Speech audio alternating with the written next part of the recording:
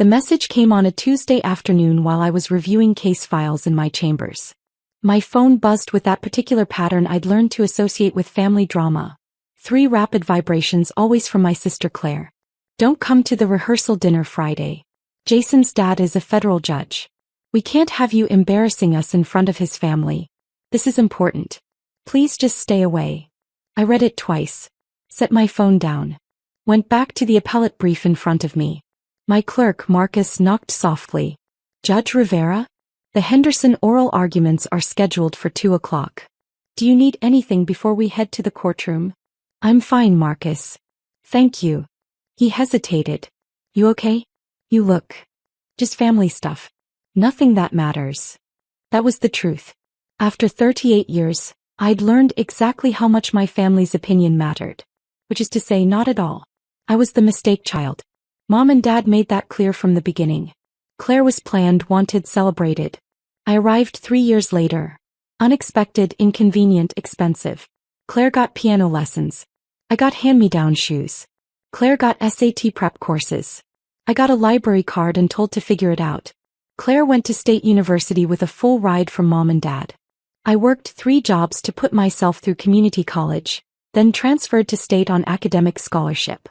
You've always been so independent, Mom would say, like it was a personality trait instead of necessity.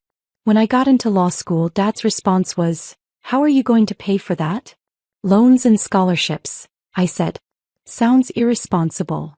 Claire graduated with a marketing degree and moved back home. Got a job at a local boutique making $30,000 a year. Mom and Dad were so proud. I graduated law school with honors, clerked for an appellate judge, then for a federal circuit judge. Worked as a public defender for 6 years. Applied for a federal judgeship at 35. When I got the appointment, I called to tell them. "That's nice," Mom said. "Claire just got promoted to assistant manager. We're taking her to dinner to celebrate." I wasn't invited. The thing about being a federal judge is that people assume you're wealthy. Or that you came from money. Or that someone handed you the position. The truth is messy.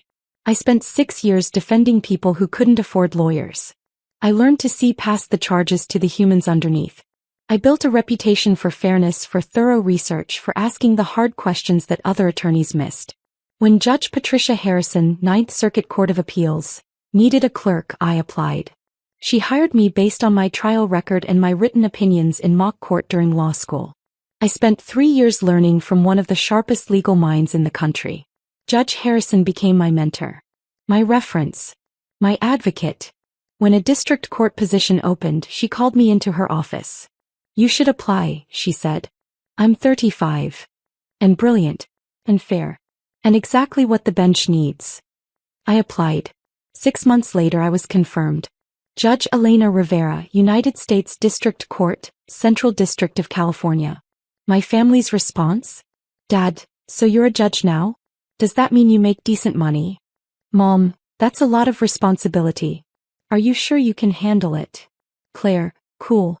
Can you get me out of a speeding ticket?" I stopped talking to them about work after that. Claire had always needed validation. In high school she dated the quarterback. In college she joined the most popular sorority. After graduation she dated men based on their job titles and family connections. When she met Jason Montgomery at a charity event, she called me for the first time in 8 months. "I met someone," she said. "He's a lawyer. His dad is a federal judge." "That's nice," I said, the same tone Mom had used with me. "His family is incredible. Old money. Connected. His dad knows governors and senators." "Sounds impressive. We're getting serious. I think he might propose." He did. 3 months later, Claire sent a group text with a photo of a massive diamond ring. Mom's response, "We're so proud of you." Dad's response, "That's my girl." My response, "Congratulations." I didn't hear from any of them for another 4 months. The wedding became Claire's entire personality. Every conversation, every text, every family gathering revolved around floral arrangements and seating charts and whether the bridesmaids should wear blush or champagne. I was named a bridesmaid by default. Family obligation, not affection. The first dress fitting was a nightmare. "You've gained weight," Claire said, eyeing me critically. "The dress is going to need major alterations." I hadn't gained weight. I'd gained muscle from finally having time to go to the gym regularly. I'll handle it, I said. Maybe go on a diet before the wedding? I want everyone to look perfect. Mom jumped in. Claire's right. This is her special day. We all need to look our best. I ordered the dress in my actual size and said nothing. The rehearsal dinner became Claire's obsession 3 months before the wedding. Jason's parents are hosting, she announced at a family lunch I'd made the mistake of attending. At Rosewood Manor. It's 5-star. His dad invited some very important people. Sounds lovely, I said.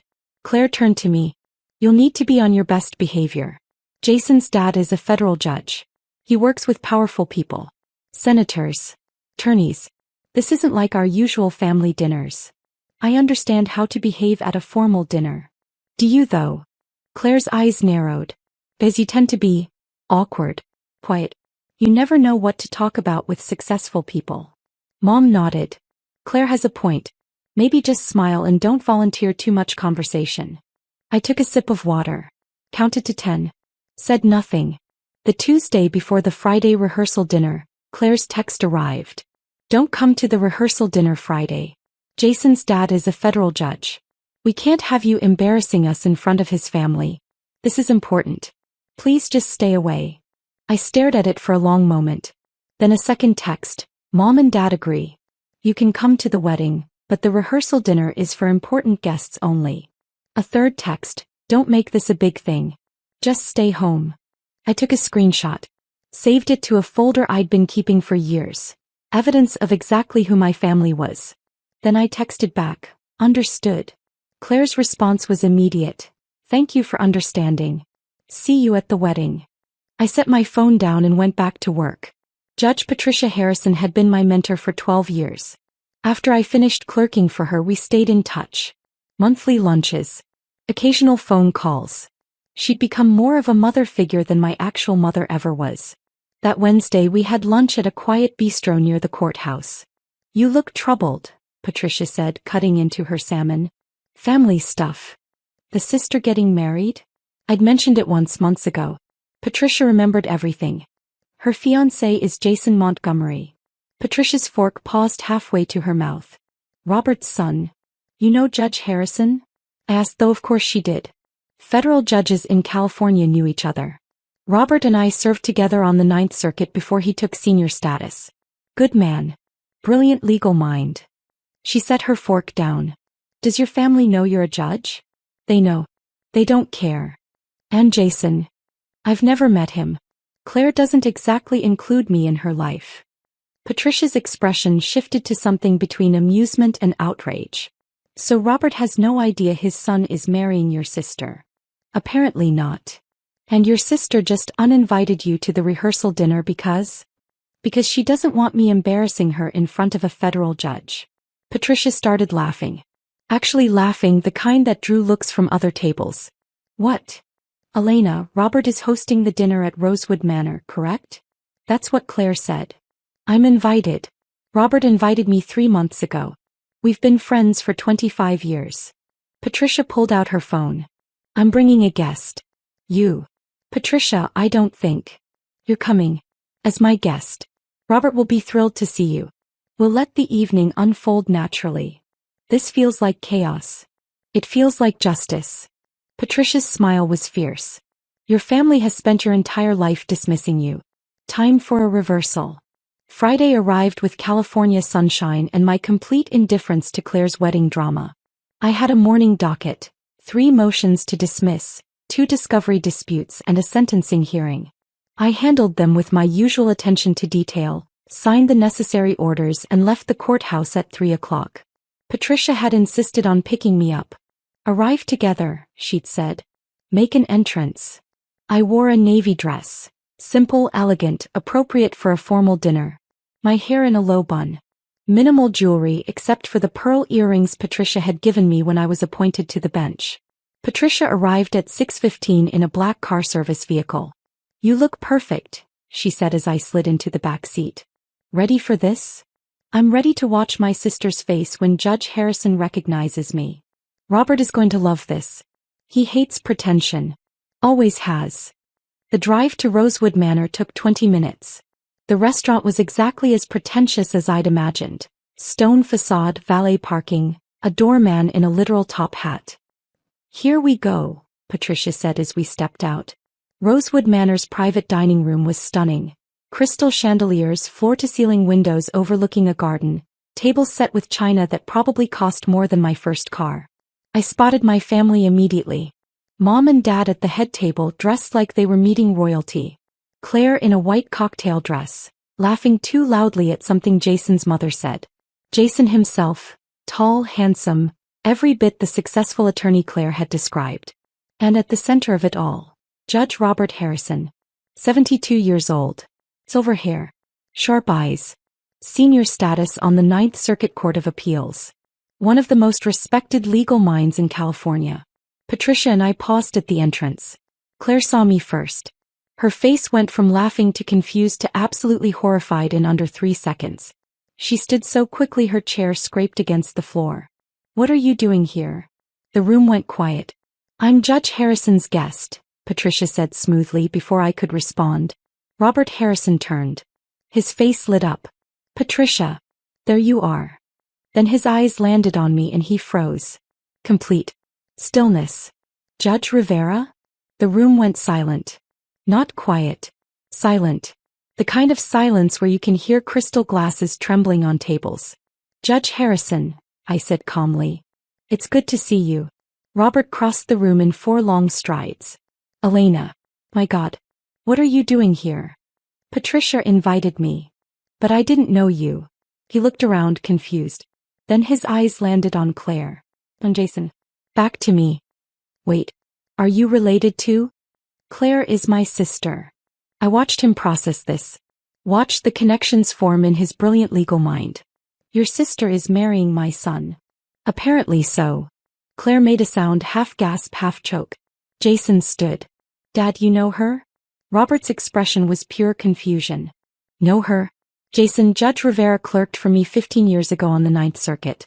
She's one of the finest legal minds I've ever worked with." He turned back to me. "I had no idea you were related to Claire." "We don't exactly advertise our connection," I said. Patricia was smiling like Christmas had come early. Claire's fork hit her plate with a clatter that echoed through the silent room. "You're a judge." Claire's voice cracked. "You're actually a federal judge?" "District Court," I said. "Central District of California." "Since when?" 3 years. "You never told us." "I did.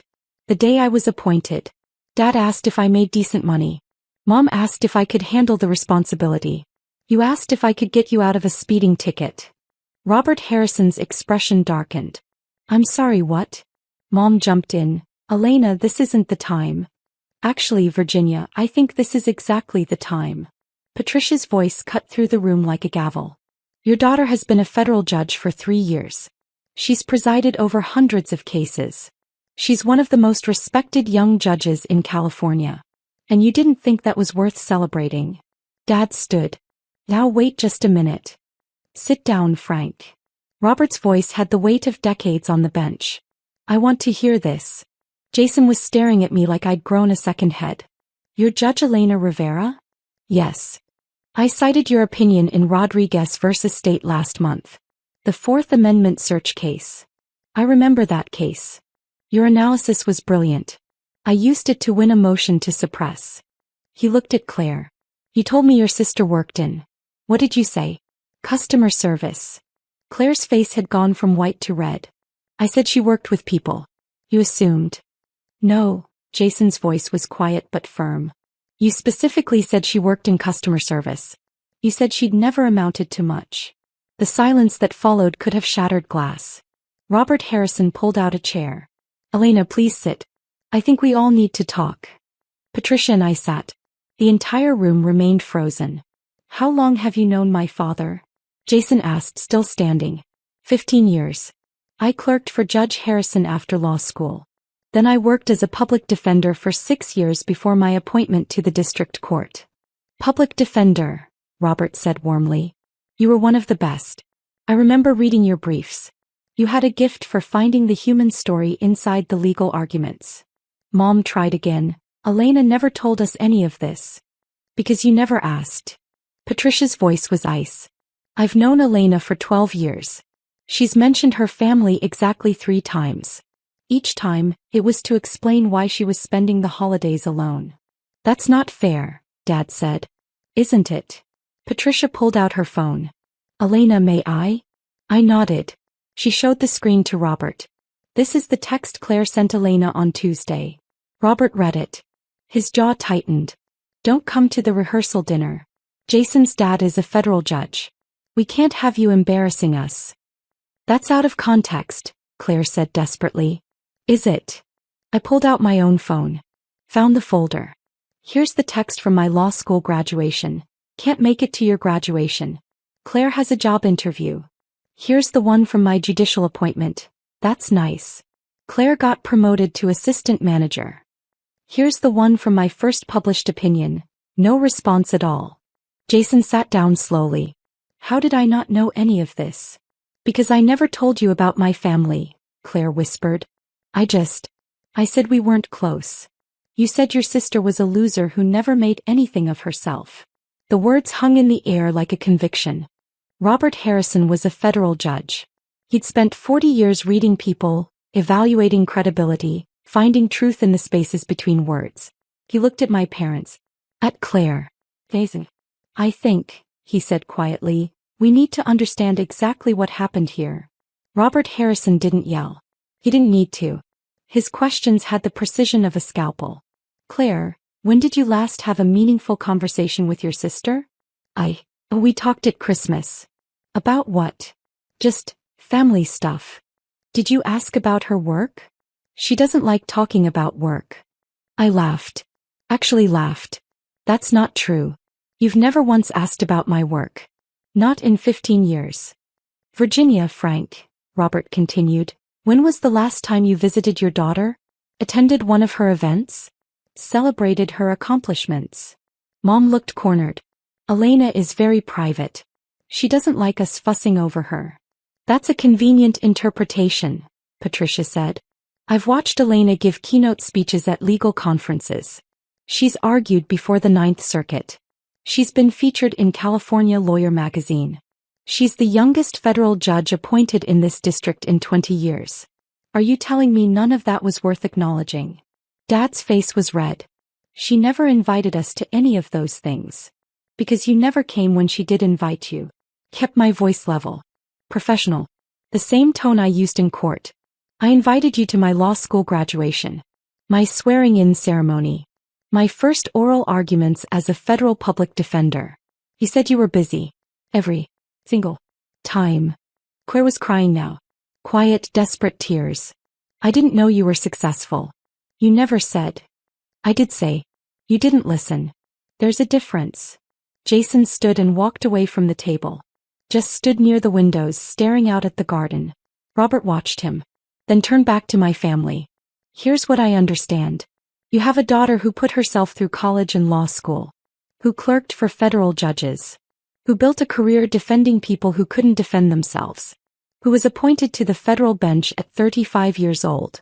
And your response was to, what? Ignore her? Dismiss her? Uninvite her to family events because she might embarrass you. We didn't uninvite her to family events, Dad protested weakly. I pulled up another text. Read it aloud. This is from last Thanksgiving. We're having dinner at Claire's new apartment. Small gathering. Just us and Jason's family. Maybe skip this one. I skipped it. Spent Thanksgiving reviewing case files and eating takeout. Patricia's hand found mine under the table. Squeezed. And the truly remarkable part, Robert said, his voice dropping to something cold and judicial, is that you texted her on Tuesday and told her not to come tonight because you were afraid she'd embarrass you. In front of me. A federal judge. He shook his head. I've seen a lot in 40 years on the bench. But this is a special kind of cruelty. Jason came back to the table. Sat down next to me, not next to Claire. Judge Rivera, he said formally. I need to apologize. You didn't do anything wrong. I believed what I was told about you. I never questioned it. That's on me. He looked at Claire. We need to talk. Later. Privately. Claire's mascara was running. Jason, please. Later. His voice was final. He turned back to me. I read your opinion in Martinez versus County of Los Angeles. The one about qualified immunity for police officers. It's the most thorough analysis of Fourth Amendment protections I've ever seen. I used it in a civil rights case last year. How'd it turn out? We won. My client got a settlement.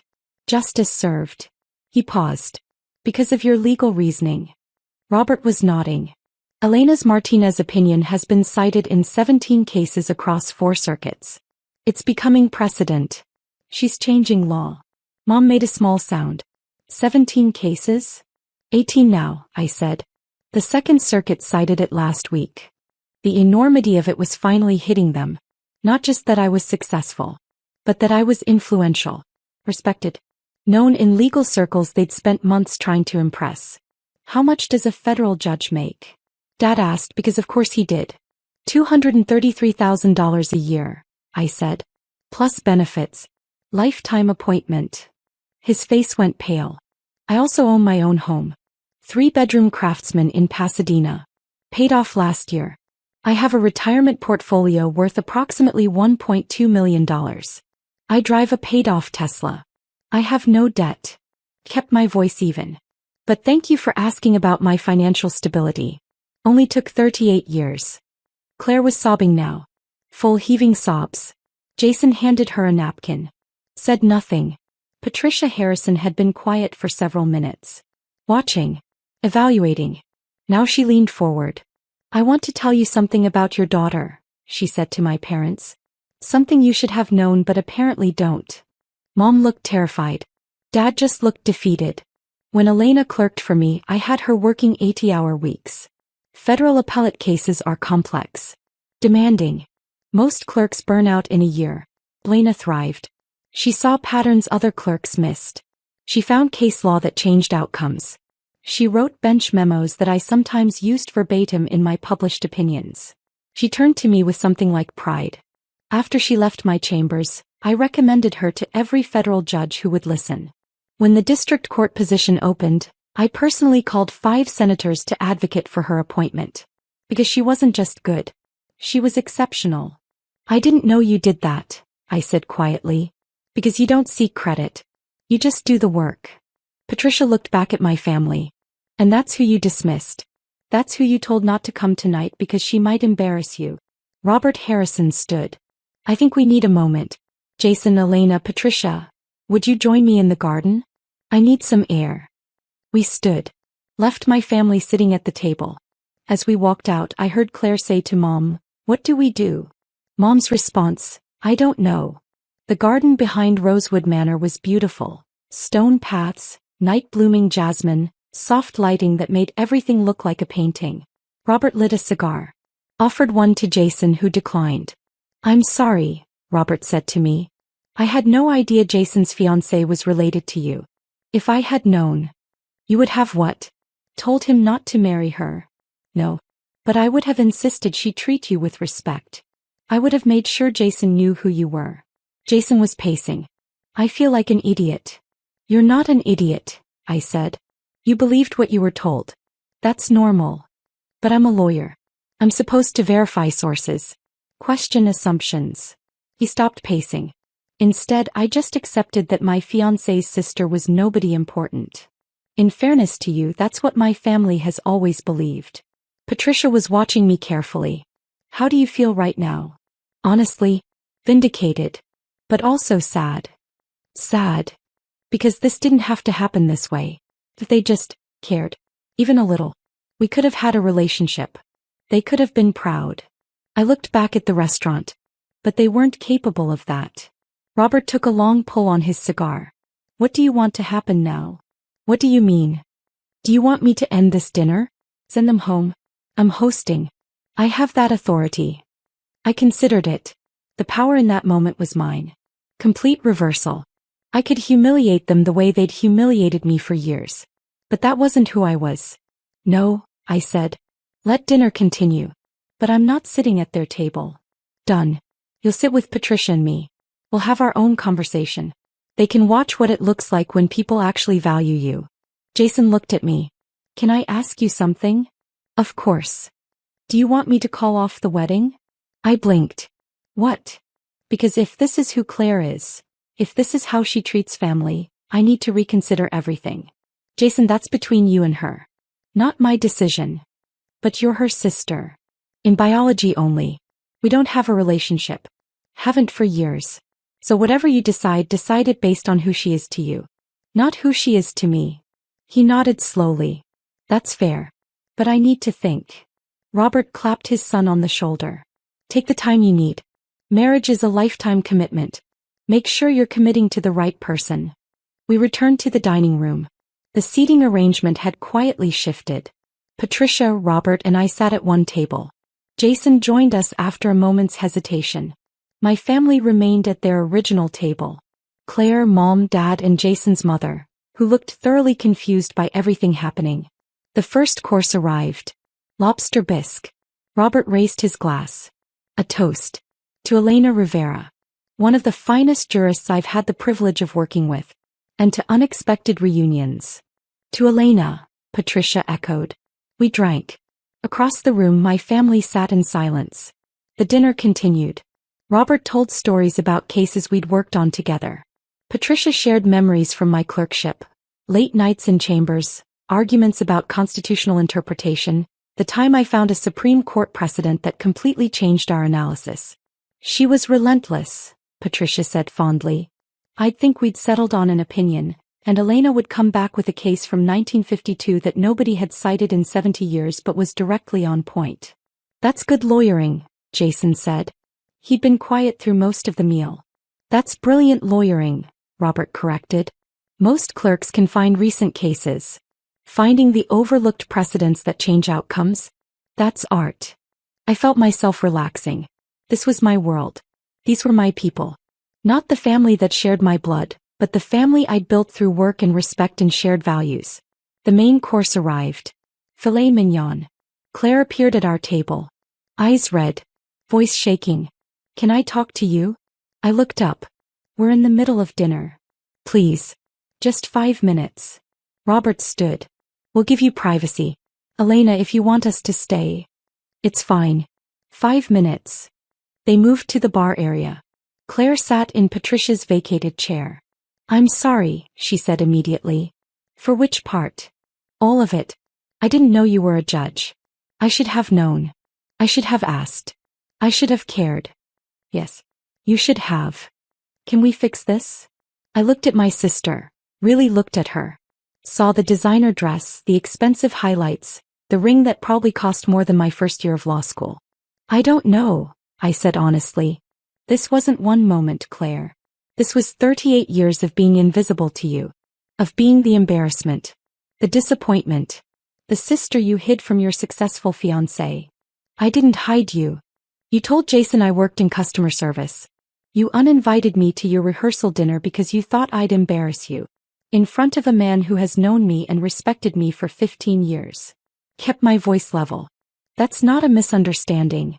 That's a choice. Years of choices. I want to fix it. Why? Because you're embarrassed?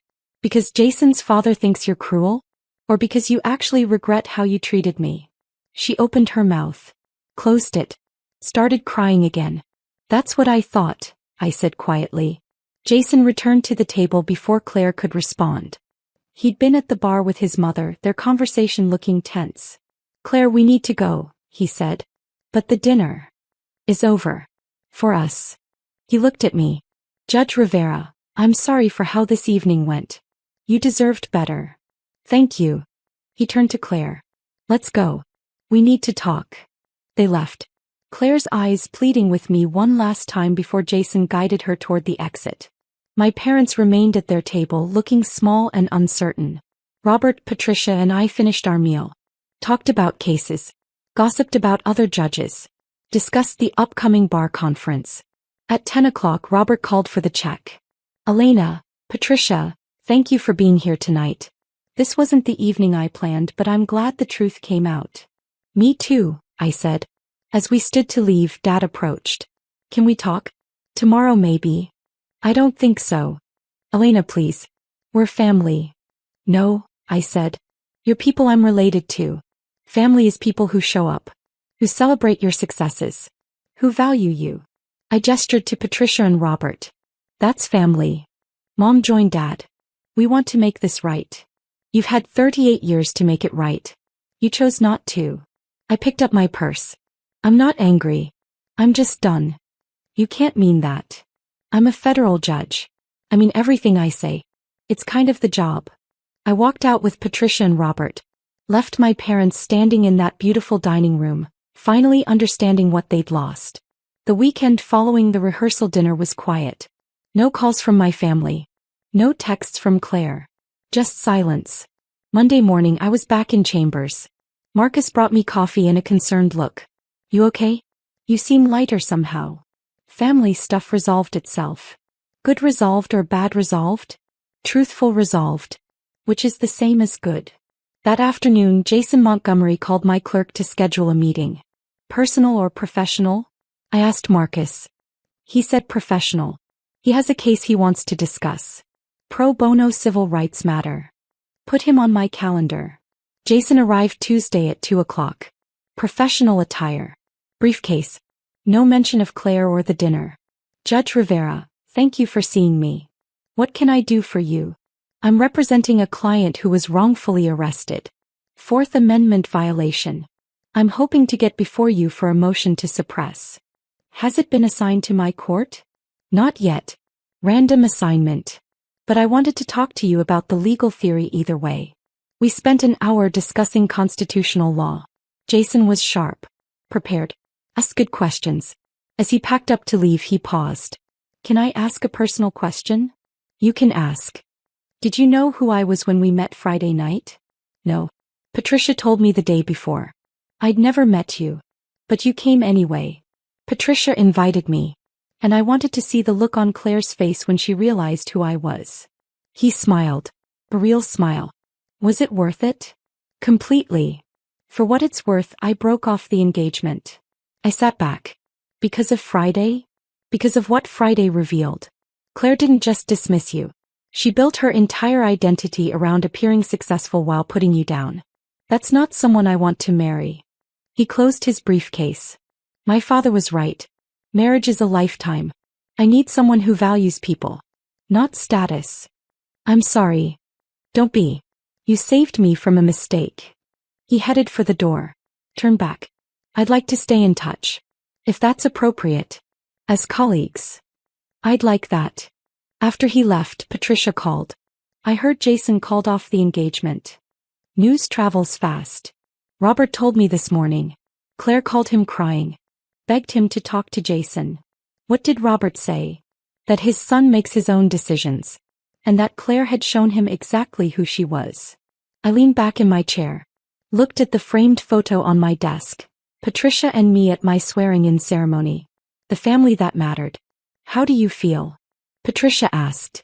Free. 3 weeks after the dinner, Claire showed up at the courthouse. Security called my chambers. Judge Rivera, you have a visitor. Claire Rivera. Says she's your sister. Send her away. She's insisting it's important. I sighed. 10 minutes. Conference room B. Claire looked terrible. No makeup. Jeans and a sweatshirt. Hair in a messy ponytail. Thank you for seeing me, she said. You have 10 minutes. Jason won't return my calls. His dad won't help. Mom and Dad are devastated. Everything's falling apart. And you want me to fix it? I want you to tell me how to fix it. I leaned back in my chair. You can't. Jason made his choice. Based on who you showed him you are. That's not fixable with an apology. But you could talk to him. Tell him I've changed. Have you? She blinked. What? Have you changed? Or are you just upset that you lost something you wanted? Silence. That's what I thought. I stood. Claire, I'm going to tell you something and I want you to really hear it. You spent 38 years treating me like I was worthless. You convinced yourself I was a failure to make yourself feel successful. And when the truth came out, when you realized I was everything you pretended to be, your first instinct wasn't to apologize. It was to figure out how to use my connection to fix your problem.